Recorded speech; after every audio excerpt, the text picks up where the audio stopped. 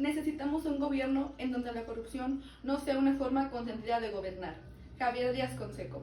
Buenas tardes, mi nombre es Melody Alexa Gutiérrez Mendoza y el día de hoy les hablaré sobre cómo influyen los narcotraficantes en el gobierno de nuestro país.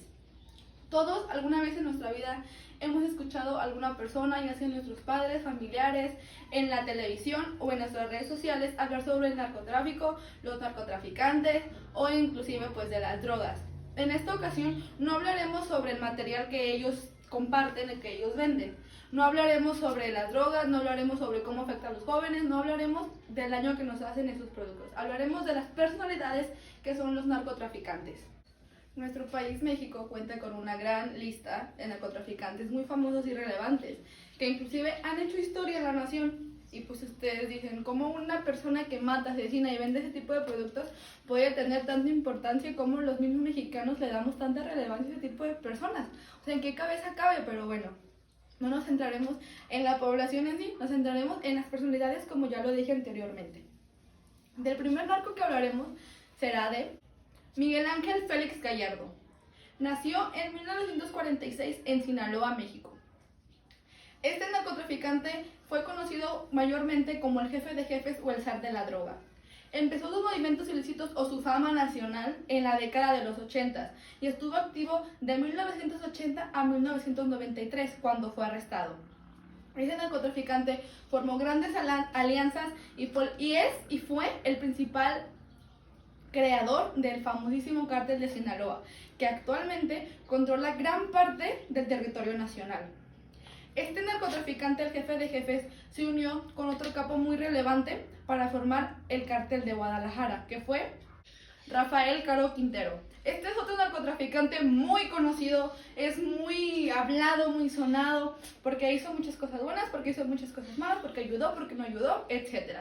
El chiste es que tanto el jefe de jefes se unió contra este otro capo y juntos formaron el cártel de Guadalajara, que estuvo en función muchísimos años y que actualmente sigue en funcionamiento, pero obviamente con otros jefes, ya que Rafael Caro Quintero también cayó en la cárcel. Actualmente quedó en libertad, pero en ese tiempo también estuvo en prisión.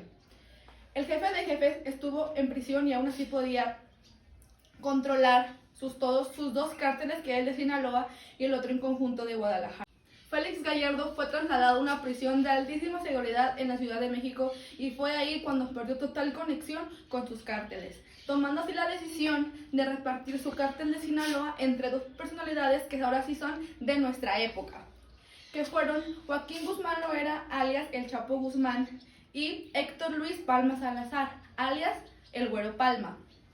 Estos dos capos podrían ser, si no es que son, de los más populares y de los más escuchados por nuestra generación, ya que han tenido mucha importancia, les hemos dado mucho reconocimiento a estas personas que pues simplemente no merecen una gota de nuestro reconocimiento, pero que nosotros, jóvenes ignorantes o inclusive personas más mayores que son ignorantes, le dan mucha relevancia a este tipo de personas, a este tipo de narcos.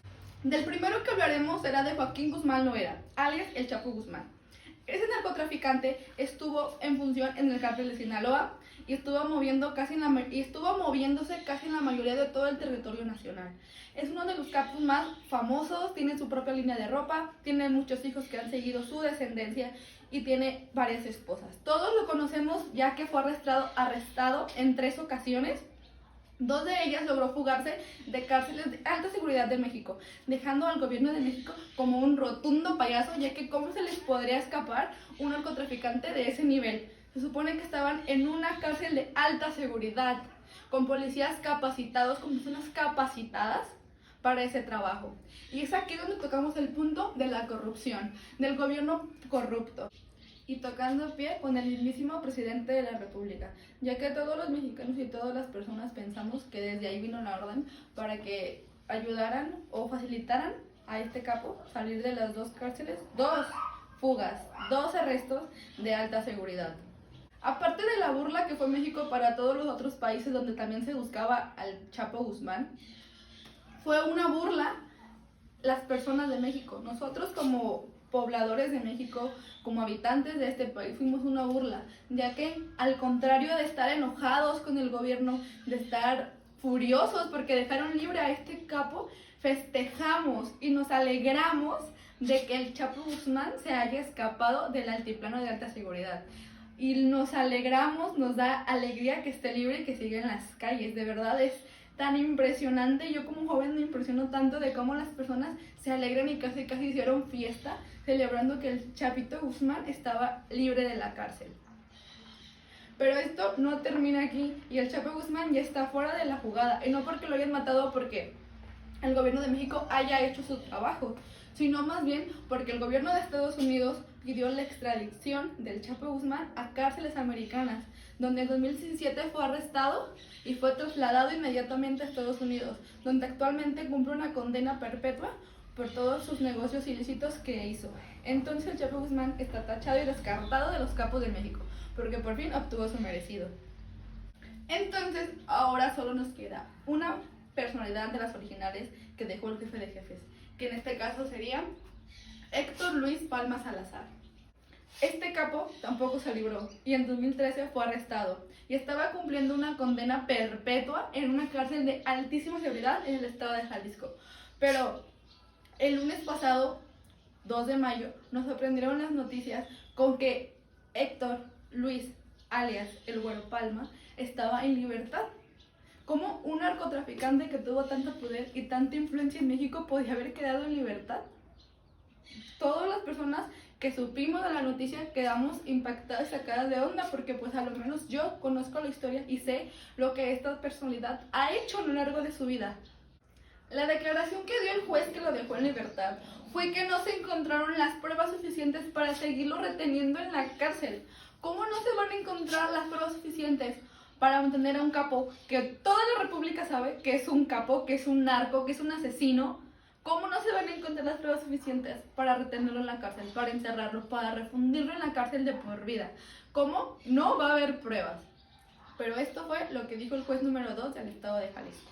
Y después de estas absurdas declaraciones, algunas personas siguen creyendo en la justicia del país, creyendo que en México no hay corrupción, que México es un país justo y transparente, donde México de justo y transparente no tiene absolutamente nada. Este narcotraficante de alto riesgo fue liberado a las 2 de la mañana del día lunes, solamente con ciertas personas que estuvieron en su liberación. Solo ciertas personas saben dónde se encuentra y solo ciertas personas saben exactamente qué fue lo que pasó en su proceso de liberación. El juicio de liberación no se pasó en la televisión, fue algo privado. El juez no dio declaraciones públicas, solo una declaración grabada. El mismo narco no ha dado ninguna declaración y se ha dicho que ya está retirado del narcotráfico, cuando todo México sabía que desde la cárcel seguía controlando el cártel de Sinaloa. Y si eso no fuera poco para comprobar que México es un país terriblemente corrupto y que quiere tapar el sol con un dedo y nos quiere vendar los ojos, el mismo día de la liberación del Güero Palma, pero por la noche, sucedió una terrible tragedia en la Ciudad de México, que fue el desplome de la línea 12 del metro. Esa tragedia es horrible, fue horrible y causó muchas muertes y mucho sufrimiento para las personas afectadas y para las familias de los afectados.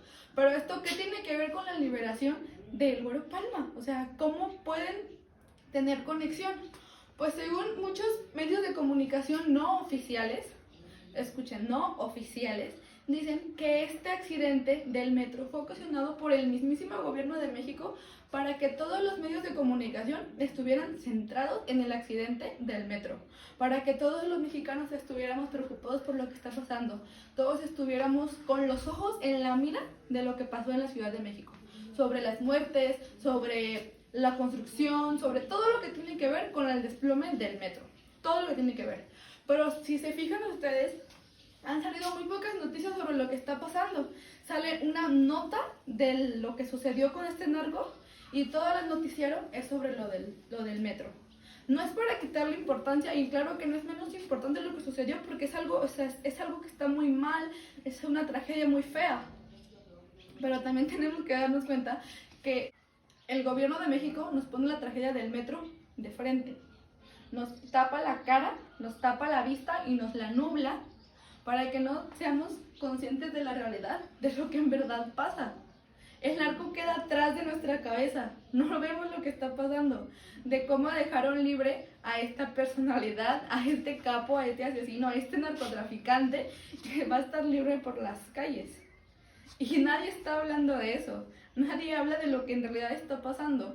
Y no es por quitarle cámara, ni por que me moleste que le den toda la atención a lo que está pasando en el metro, sino porque también merece la atención y que todos los mexicanos sepamos que nuestro gobierno es corrupto, que nuestro gobierno es una tontería de gobierno, es una burla para los gobiernos de otros países y que por eso somos un país tercermundista, porque el mismo gobierno se tapa los ojos, el mismo gobierno recibe dinero de los narcos, el mismo gobierno se enriquece de las personas y nosotros como simples civiles somos cada día más pobres o suceden tragedias como la de la línea del Metro 12, que solo fue para un fin estúpido, para un fin que no tiene nada que ver con esas personas inocentes que fallecieron, nada más para que a la población nos pusieran una cortina de humo enfrente con este tipo de narcos que han dejado libres.